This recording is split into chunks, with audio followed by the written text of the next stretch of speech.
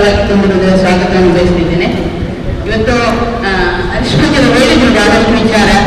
ಈಗಾಗಲೇ ರಾತ್ರಿ ಹೊತ್ತಿನಲ್ಲಿ ನಮ್ಮ ಸುಳ್ಯ ತಾಲೂಕಿನಲ್ಲಿ ಮಹಿಳೆಯರ ಮನೆಗೆ 2 ಮಹಿಳೆಯರು, ಅವರೇನು ಧಾರ್ಮಿಕ ಭಾಷಣ ಮಾಡಿದವರಲ್ಲ, ಅವರ ಮನೆಗೆ ರಾತ್ರಿ ಹೋಗಿ ಫೋಟೋ ತೆಗೆದು ಅವರಿಗೆ ಹಿಂಸೆ ಕೊಟ್ಟಿದ್ದಾರೆ.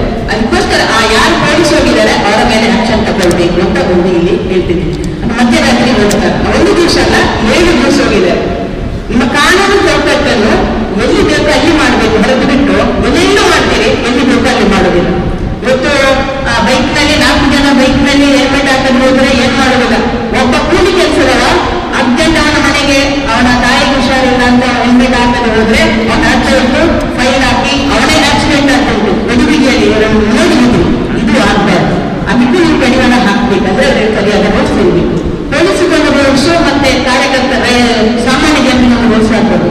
ಫೋಟೋ ತೆಗೆದು ಹಾಕಿದ್ದಾರೆ, ಪೊಲೀಸ್ ಹೆಲ್ಮೆಟ್ ಹಾಕಿಲ್ಲ, ಅವ್ರಿಗೆ ಹೋಗಿಲ್ಲ. ಕಾರ್ಯಕರ್ತ ಒಬ್ಬ ಸಾಮಾನ್ಯ ಒಬ್ಬ ವ್ಯಕ್ತಿ ಹೆಲ್ಮೆಟ್ ಹಾಕಿದ್ರೆ ಫೈನ್ ಹಾಕ್ತಾರೆ, ಅದು ಆಗ್ಬಾರ್ದು. ಈಗ ಮರಳಿನ ಬಗ್ಗೆ ಹೇಳಿದ್ರು, ಇದನ್ನು ಬಿಡುವುದು ಕೂಡ ಅಷ್ಟೇ. ಅದು ಯಾರಿಗೆ ಇರುವಂಥದ್ದು, ಗಣಿ ಇಲಾಖೆಯವರಿಗೆ ಆ ಜವಾಬ್ದಾರಿ ಇರುವಂಥದ್ದು. ಪೊಲೀಸರಿಗೆ ಬಿದ್ದು ಅದನ್ನು ನಿಲ್ಲಿಸುವಂಥದ್ದು ಮಾತ್ರ, ದರೋಡೆ ಮಾಡುವಂಥದ್ದಿಲ್ಲ.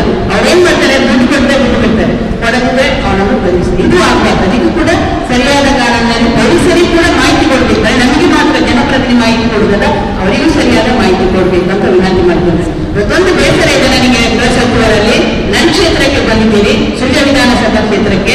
ನನಗೊಂದು ಮಾತು ಹೇಳಿದೆ, ನಿಮ್ಮ ಕಮಿಷನರ್ ಇದ್ದಿಲ್ಲ, ಪೊಲೀಸರ್ ಇದೆ.